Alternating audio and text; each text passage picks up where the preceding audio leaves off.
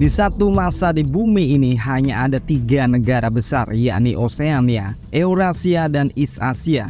Dunia tak lagi ditempati oleh bangsa-bangsa merdeka yang berdaulat, melainkan oleh 3 blok kekuasaan totalitarian yang permanen dan saling bermusuhan. 3 blok besar itu senantiasa berada dalam keadaan perang yang tak pernah benar-benar dimenangkan atau dikalahkan. Hanya berpindah-pindah siapa musuh dan siapa saling bersekutu. Dan keberlangsungan perang terjadi dalam pola yang tak pernah juga dijelaskan kepada rakyat. Konon peperangan ini terus diadakan hanya untuk menjaga adanya kasta sosial antara pemerintah yang berkuasa dengan rakyat sebagai budaknya. Di Oseania hanya ada 1 partai. Partai ini terbagi dalam inner party yang berisi elit penguasa, outer party, para loyalis, pengabdi dan birokrat, dan yang terakhir ialah proletar, rakyat miskin yang sengaja ditenggelamkan dalam kebodohan dan ketidakmampuan. Segala hal dalam kehidupan disaring dan disesuaikan sampai bahkan kosakata dan diksi bahasa disensor ulang dan disederhanakan menjadi apa yang disebut dengan newspeak. Dan untuk membatasi kreativitas berpikir rakyatnya, satuan petugas khusus pun dibentuk bernama polisi pikiran. Kebenaran dan realitas bukan dipandang secara objektif di Oseania ini, namun ditentukan oleh partai.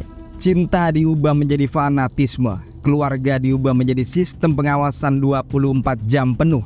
Inilah negeri di mana sejarah dan masa lalu terus-menerus diubah dan diganti sesuai mandat partai. Dan kisah kita dibuka dengan para birokrat atau anggota outer party Oseania dihadapkan pada sebuah acara propaganda yang menyatakan jika ada peperangan berlangsung antara Oseania dan Eurasia, dan betapa Eurasia adalah musuh besar mereka semua dengan paham dan ideologi yang bisa merusak, dan bahwa ideologi Ingsoc alias English Socialism adalah yang terbaik bagi kehidupan rakyat semua.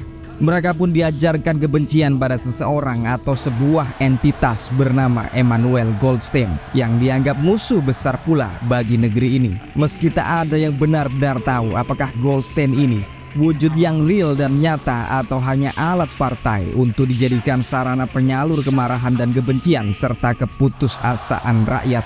Singkatnya, nama Emanuel Goldstein ini selalu muncul sebagai kambing hitam nasional. Dan seperti robot, seperti budak, seluruh rakyat Oseania pun menurut tanpa berpikir kritis. Atau tepatnya tanpa diizinkan untuk berpikir kritis. Kalau kebencian rakyat ini sudah dituntun dan disalurkan, maka ada pula entitas atau wujud yang wajib dicintai. Ini juga merupakan sosok yang berada di puncak kepemimpinan Oseania bernama Big Brother atau saudara tua, yang dalam kisah ini dianggap tahu segalanya, mengawasi semuanya dan mengamati seluruh tindak tanduk rakyat. Sama dengan Goldstein, tak ada yang benar-benar tahu apakah Big Brother ini betulan ada atau hanya sekali lagi alat dari partai untuk mengkontrol rakyat. Nah, sebagai tambahan info, film ini ialah adaptasi dari novel yang sangat terkenal karya George Orwell berjudul sama 1984 yang kalian juga bisa beli di toko buku terdekat. Nah, setelah mengkonsumsi program propaganda yang entah berapa kali diputar rutin ini agar pikiran mereka jinak dan terkendali, para pekerja ini pun lantas keluar, kembali ke kehidupan mereka dan aktivitas mereka yang monoton. Di berbagai layar seantero negeri memang kita bisa melihat bagaimana mata, awas, dan pandangan waspada Big Brother selalu memantau semuanya. Tak ada yang luput tanpa satu pun yang lolos. Semuanya dalam kontrol dan dalam pengawasan. Dan sampailah kita mengenal seorang Winston Smith, outer party, sekaligus pegawai bagian pengarsipan dalam Ministry of Truth atau Kementerian Kebenaran. Tampak ia menerima sebuah pesan dan lantas memeriksa sebuah artikel. Nah Bor, perlu diterangkan jika Winston Smith ini bertugas untuk merevisi catatan sejarah dan dokumen agar selalu sesuai dengan narasi resmi partai. Pendeknya, ia adalah salah satu yang membuat partai dan Big Brother tampak selalu benar, meski harus mengubah dan menghapus sejarah atau fakta yang asli. Selesai bekerja, Winston pun pulang ke rumah yang sekilas mirip rumah rakyat miskin Korea Utara dan Soviet era komunisme. Meski bukan foto Kim Jong-un atau Stalin yang terpampang, tapi mata tajam Big Brother yang mengawasi. Isi televisi pun terus-menerus program propaganda yang menyalahkan Goldstein dan berbagai laporan yang entah fiktif entah benar soal pemberontakan ideologi Ingsoc atau malah pengakuan kejahatan para kriminal yang tertangkap oleh partai. Tapi seberapa ketatnya pengawasan pasti punya celah. Big Brother tak tahu apa yang ada di hati Winston. Dan Winston menumpahkan unek-unek serta pikiran menyelewengnya dalam sebuah diari yang tertanam di tembok rumahnya. Sejauh ini ia merasa memang lolos dari pantauan Big Brother, atau paling tidak inilah yang diyakini oleh Winston. Meski ia tahu persis jika sampai ketahuan oleh polisi pikiran, mati ialah hukumannya. Tapi siapa yang sanggup menahan beban idealisme dan prinsip atau pikiran kreatif manusia? Pada malam harinya ia bermimpi kembali ke masa kecilnya. Ia merampas sepotong coklat dari ibu dan kakak perempuannya. Namun ketika kembali ke kamar, yang ia lihat hanyalah gerombolan tikus-tikus menjijikkan. Tak ada lagi kakak ataupun ibunya. Hari berganti dan mulai dari membuka mata, kehidupan Winston berikut pula rakyat yang lain langsung diatur oleh partai. Tiap pagi Winston harus berolahraga mengikuti instruksi dari televisi raksasanya. Televisi yang sekaligus merupakan alat untuk mengawasinya sehari-hari. Dan ini bukan hanya tontonan, melainkan acara interaktif yang mirip video call di hari ini. Sampai-sampai ketika Winston melakukan kesalahan dalam olahraga, maka ia akan ditegur dengan keras. Sungguh mengerikan. You're not trying. Setelah ini pun ia berangkat kerja seperti hari yang sudah-sudah. Ini dimulai dengan sarapan bersama di kantin kementerian. Semua pekerja berpakaian polos, bahkan rakyat juga harus berpakaian polos tanpa corak dan motif. Karena adanya desain corak ataupun motif dianggap pemberontakan dan melanggar hukum Big Brother.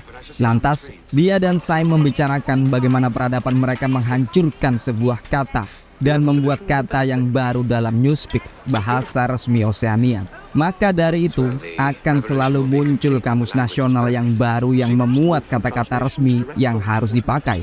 Rakyat tidak diperbolehkan untuk menggunakan atau berbicara dengan kata yang sudah dihancurkan. Atau sekali lagi, kalau ini dilanggar akan dihukum oleh Big Brother. Di rumahnya, Winston pun terus-menerus menulis secara sembunyi. Dan hari demi hari berganti secara monoton pula. Winston tetap pada tugasnya, merevisi media dan artikel yang dianggap tak sesuai partai dan Big Brother. Kali ini ia melakukan unperson, mencoret atau menghilangkan seorang pahlawan perang bernama Rutherford untuk diganti dengan seorang tentara acak bernama Ogilvy. Dan fakta pun untuk kesekian kalinya berubah. Tak jelas sudah siapa yang menerima medali dan menjadi pahlawan perang karena perang ini sendiri kemungkinan juga tak benar-benar ada. Apakah Rutherford memang betul-betul menerima medali pun tak ada yang tahu. Dan apa Ogilvy memang seorang serdadu yang nyata juga tak ada yang mengerti. Dan pada akhirnya hasil kerja Winston ini disiarkan secara nasional tentang bagaimana Rutherford malah mengaku telah berkhianat dan sudah bertindak kriminal dengan seabrek dosa lain yang entah benar entah tidak. Sungguh cepat pergantian nasib di Oseania. Yang tadinya dikabarkan menjadi pahlawan tiba-tiba mengaku berkhianat hanya karena ia di-unperson oleh Winston Smith. Di satu malam, Winston mampir ke sebuah toko yang sama tempat ia membeli buku diari dulunya. Kini ia ingin membeli silet cukur. Namun ini adalah toko yang super aneh. Hampir semua barang di sini usang dan berdebu. Winston tahu jika hampir semuanya pula ialah barang yang terlarang sebenarnya, namun ia tak peduli. Lantas ia pun diajak ke lantai atas oleh Pak Tua pemilik toko. Di sini ia dipamerkan sebuah lukisan sketsa bangunan yang indah yang di masa sekarang sudah tak ada lagi karena desain bangunannya dianggap bertentangan dengan ideologi partai. Dalam perjalanan pulang, ia bertemu dengan para perempuan pekerja yang sedang menempel poster propaganda. Ia pun melihat Julia, seorang gadis yang selama ini menarik perhatiannya. Dan seketika ia tiba di rumah, dalam diarinya pun ia menulis soal Julia. Ia paham kalau sampai ia mencintai Julia, maka kiamat bagi dirinya. Malam hari Winston bermimpi kembali jika ibunya mati dan dikerubuti tikus-tikus. Dan inilah yang membuat Winston sedari kecil sangat takut dan trauma dengan binatang ini. Beberapa hari kemudian di basement Kementerian Kebenaran, ia bertemu dengan Julia yang mengalami patah lengan. Winston pun berkesempatan menolongnya, dan Julia sendiri memberinya kertas secara diam-diam. Ketika kertas dari Julia ini dibuka, tulisan menyuarakan cinta dibaca oleh Winston. Ini membuat hatinya tak karuan, apalagi Julia mengajaknya untuk bertemu di Victory Square. Malam hari di apartemennya, Winston membantu tetangganya, istri Parsons, untuk membetulkan saluran air. Kamar apartemennya sangat mirip dengan Winston, kecuali di sini lebih bersih karena ada kehadiran wanita. Namun ketika anak Parsons melihat Winston, ia langsung menyebut Winston sebagai thought criminal atau penjahat pikiran. Winston pun langsung tersentak terhadap tuduhan ini, namun ia berusaha menguasai dirinya. You're a thought criminal. Televisi di kamar ini pun turut mengabarkan jika peperangan melawan Eurasia di front Malabar berhasil dimenangkan oleh Oceania. Dan Winston pun langsung keluar ke jalan ke Victory Square, melihat parade tawanan perang yang berhasil tertangkap bersama para pekerja dan warga yang lain. Sementara televisi terus menyiarkan siaran langsung hukuman mati para tawanan lainnya. Dan di sini pun ia dihampiri oleh Julia. Gadis ini mengajak Winston bertemu di hari Minggu.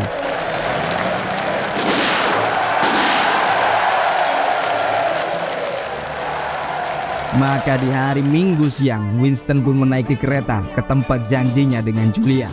Dan ketika bertemu, Julia langsung membawanya berjalan ke hutan dan kebun, lalu menghabiskan waktu berdua. Beberapa hari kemudian Winston mengikuti sebuah rapat di mana diumumkan langkah partai yang ingin menghapuskan sistem keluarga serta meminimalisir pernikahan sudah menghasilkan progres yang sangat bagus. Singkatnya Bor, di negeri ini Big Brother ingin aktivitas seks dan pernikahan berkurang secara signifikan karena pernikahan hanya akan membentuk keluarga dan keluarga akan menjauhkan individu dari tujuan utama partai. Rakyat Oceania harus setia hanya pada partai, bukan pada pasangannya. Memang diperbolehkan menikah dengan persetujuan partai, ini pun bersyarat laki dan perempuan calon mempelai tak saling mencintai satu sama lain dan hanya bereproduksi menghasilkan anak untuk kepentingan partai. Dan fungsi anak-anak di film ini adalah alat untuk pengawasan keluarga. Mereka diharuskan mengkhianati orang tua mereka untuk kepentingan partai. Mereka pun juga berperan sebagai mata-mata polisi pikiran. Maka tak heran anak Parsons sebelumnya bisa menebak jika Winston sebenarnya ialah penjahat pikiran. Sungguh-sungguh mengerikan. Waktu bubar acara, Julia sekali lagi memberikan pesan rahasia kepada Winston yang ketika dibuka hanya menuliskan kata yes. Setelah ini tiba jadwal pemutaran propaganda sekali lagi seperti di awal film. Para pekerja diharuskan menonton dengan semangat atau berpura-pura bersemangat sambil memaki-maki musuh Big Brother. Winston dan Julia sendiri sejauh ini menjalankan perannya dengan baik. Big Brother dianggap tak tahu apa yang ada di hati mereka. Beberapa hari kemudian Winston mampir ke toko langganannya sekali lagi. Ia berniat menyewa lantai yang tak punya televisi di atas untuk berduaan dengan Julia. Winston tahu betul jika berhubungan dengan Julia ini sangat-sangat dilarang di tengah partai yang menggalakkan pergerakan anti keluarga dan anti cinta. Dan kali ini Julia membawakan banyak makanan yang dilarang, termasuk kopi dan teh, bubuk kopi dan serbuk teh yang asli serta ilegal. Winston pun tertegun melihat hal ini. Ia dan Julia seakan sudah menandatangani kontrak mati melawan Big Brother. Namun di ruangan ini keduanya merasa aman dari pengawasan Big Brother.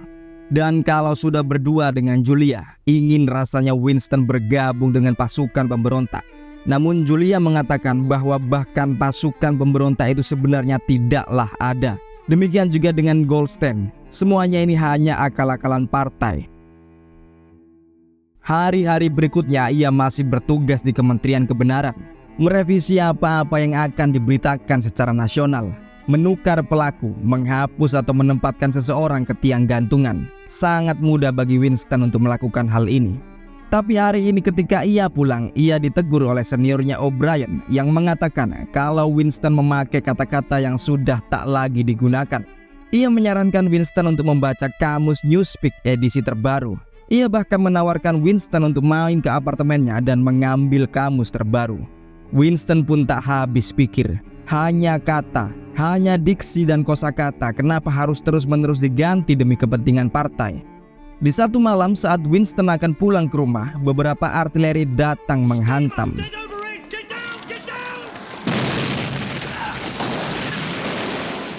Keesokan harinya, situasi Kementerian Kebenaran pun menjadi kacau balau.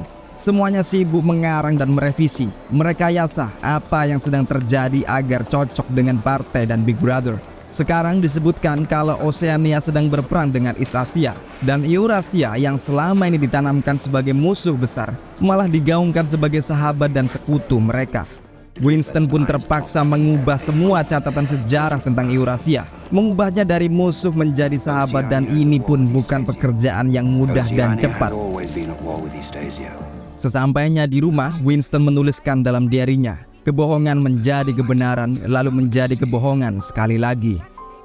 Namun yang tak berubah ialah perasaannya pada Julia dan rasa kasih Julia pada dirinya. Romantisme yang paling terlarang. Ia mengatakan pada Julia, tidaklah penting bertahan hidup jika kita lupa untuk bertahan menjadi manusia. Apapun yang dilakukan oleh Big Brother pada Winston tetap tak bisa menghalangi adanya sebuah perasaan dalam diri Winston. Dan inilah yang membuat Winston tetap menjadi manusia. Manusia yang punya perasaan, bukan melulu robot atau budak partai yang bebas diprogram sekehendak prinsip ideologi. Di satu hari, Winston memberanikan diri untuk menemui O'Brien, yang mana ia sangat terkejut ketika pangkat O'Brien membolehkannya untuk mematikan televisi, yang mana bagi pekerja dan rakyat biasa ini adalah tindakan kriminal yang berat. O'Brien mengatakan kalau ada banyak penjahat pikiran yang menyebarkan isu bahwa pasukan pemberontak itu tidaklah nyata. Sama seperti kabar bahwa Oceania perang dengan sana dan sini juga kebohongan. O'Brien pun meyakinkan Winston kalau pasukan pemberontak memang benar-benar ada. O'Brien lantas menyalakan mata Big Brother sekali lagi dan memberi Winston Kamus Nasional edisi terbaru. Di rumah, Winston membaca kamus ini dan menemukan bahwa sebenarnya kamus ini adalah buku karya Emanuel Goldstein yang disamarkan. Ia menjadi semakin bingung. Kalau memang Goldstein ialah wujud yang fiktif, lantas siapa yang menulis buku ini? Hari-hari berikutnya pun dihabiskan Winston untuk mempelajari buku ini. Entah apa maksud O'Brien yang merupakan salah satu petinggi Kementerian Kebenaran memberi karya Goldstein pada Winston. Apa O'Brien tahu bahwa Winston ialah penjahat pikiran? Atau apa O'Brien sendiri juga sebenarnya ialah penjahat pikiran? Yang jelas, buku ini mengajarkan bahwa perang yang ada ini bukan untuk dimenangkan. Perang yang ada ini untuk mempertahankan hierarki sosial antara kaum pemerintah dan kaum yang diperintah, yang kaya dan yang miskin. Segala perang yang ada tidak butuh kemenangan. Perang hanya butuh keberlanjutan. Dan Oceania membutuhkan perang seperti ini. Big Brother lah yang menciptakan perang untuk melawan rakyatnya sendiri agar strata budak yang jinak dan terkendali tetap terpisah dari tuan dan juragan yang mengatur. Namun tiba-tiba muncul suara memecah sunyi. Dan lukisan ini pun jatuh, menampilkan sebuah televisi kecil dengan mata Big Brother mengancam mengawasi. Winston dan Julia pun tertangkap basah. Sejenak kemudian polisi pikiran pun menggerebek masuk ke ruangan. Dan barulah Winston tahu jika Pak Tua pemilik toko ternyata ialah anggota polisi pikiran yang dari awal memang berniat menjebaknya dengan memberinya buku diari untuk Winston. Sejenak kemudian polisi pikiran pun langsung membawa pergi Julia. Dan semua cinta kasih warna-warni ini pun berakhir kelam dan kelabu. Dari sini Winston pun ditahan di Kementerian Cinta di dalam ruangan dengan pengawasan ketat Big Brother. Ia bertemu dengan tetangganya Parsons yang mengakui atau dipaksa mengaku bahwa selama ini dia adalah agen dari Goldstein dan sekarang ia dituduh sudah jadi penjahat pikiran. Dan siapa lagi kalau bukan anak-anak Parsons sendiri yang menjebloskan bapaknya ke penjara seperti yang sudah Ogut terangkan. Fungsi anak-anak di negara ini adalah sebagai pengawas orang tua mereka, sebagai mata-mata polisi pikiran. Ikatan keluarga sudah tak ada artinya. Beberapa jam kemudian muncullah O'Brien dan barulah Winston paham jika ternyata selama ini ia juga sudah dijebak oleh O'Brien. Dan setelah ini Winston resmi menjadi pesakitan. O'Brien mengawasi langsung rehabilitasi Winston. Otak Winston dalam tanda kutip disembuhkan dan diprogram sekali lagi soal sejarah, soal fakta, dan soal kebenaran yang sesuai dengan Big Brother. Dari sini juga membuat Winston terkaget ketika ternyata Big Brother mengetahui apa yang selama ini ditulisnya dalam diari rahasianya yang tertanam di dalam tembok. O'Brien pun lantas menggambarkan kebenaran yang perlu dianut oleh Winston agar ia bisa selamat. Kebenaran ialah saat ini O'Brien menunjukkan 4 jari tangannya dan faktanya memang 4 jari. Tapi ketika Big Brother mengatakan 4 jari ini adalah 5 jari, maka Winston juga harus meyakini secara tulus bahwa O'Brien sedang menunjukkan 5 jari. 2 ditambah 2 sama dengan 4. Inilah fakta sejati, fakta universal. Tapi bagi O'Brien, terkadang 2 ditambah 2 bisa menjadi 3 atau 5. Inilah yang menjadi kebenaran di negeri ini. Setelah ini otak Winston menjadi kosong dan hampa, tersedia untuk diprogram kembali sesuai keinginan O'Brien. Namun Winston masih menyimpan sedikit pemberontakan. Ia mengatakan jika di satu masa segalanya ini akan berakhir, segala tirani dan pengawasan ini akan musnah dikalahkan. Inilah yang diterangkan dalam buku karangan Goldstein. Tapi dengan tenang, O'Brien mengatakan jika dialah yang turut menulis buku itu dan bukan Goldstein. Betul-betul menambah kerancuan apa Emanuel Goldstein ini memang benar ada atau hanya oposisi fiktif yang sengaja diciptakan oleh partai. Lalu Winston pun bertanya, apa Big Brother ini juga orang yang nyata, wujud yang ada? O'Brien pun mengatakan kalau Big Brother memang benar ada dan akan selalu mengawasi. Winston lah yang saat ini tidak pernah ada dan tidaklah nyata. Sampai pada akhirnya ia dimasukkan ke ruangan 101 dan langsung dihadapkan pada ketakutan terbesarnya yang disimpannya dalam pikiran selama ini. Ketakutannya yang utama sejak masa kecilnya, yakni tikus. Dari sinilah Winston dengan mudah dan lantang mengkhianati Julia, kekasihnya yang selama ini dicintainya. Ia dengan mudah putus asa dan langsung menyerah ketika berhadapan dengan tikus. Dan di kesempatan ini pula O'Brien yakin sudah jika Winston pada akhirnya telah sembuh dalam tanda kutip dan siap dipekerjakan lagi sebagai loyalis Big Brother. Lalu soal bagaimana Big Brother dan O'Brien tahu bahwa tikuslah yang paling ditakuti oleh Winston masih misterius. Dan film pun maju di beberapa bulan berikutnya. Winston kembali menjadi seperti semula dengan pikiran yang jauh lebih jinak. Ia bertemu sekali lagi dengan Julia dalam sebuah kafe. Dan keduanya kini pun tak memiliki perasaan apa-apa satu sama lain. Mata Julia sendiri menunjukkan jika dirinya juga sudah berhasil diprogram ulang. Mata yang kosong dan pahit. Pendeknya, kini mereka berdua sudah menjadi alat partai, loyalis dan pecinta Big Brother. Di televisi diputar pengakuan kesalahan Winston, yang mayoritasnya ialah kesalahan yang malah tidak pernah dilakukan oleh Winston. Termasuk ia dipaksa mengaku sudah bersekutu dengan pemberontak dan menjadi agen mata-mata Eurasia. Ia dituduh menyebarkan penyakit menular pada anak dan istrinya dan lain-lain kesalahan fiktif untuk menakut-nakuti rakyat lainnya yang sekaligus juga dikemas sebagai propaganda dari Big Brother. Namun Winston tak bergeming mendengar hal ini. Ia sudah menjadi robot, tak ada malu dan tidak juga amarah. Ia terus memandang papan catur yang ironisnya. Kini dirinya juga sudah seperti peon yang bisa digerakkan kemanapun oleh Big Brother. Tak punya jiwa dan pikiran yang merdeka seperti dulu. Dan yang paling terpenting, kini ia juga dengan sangat tulus mencintai Big Brother.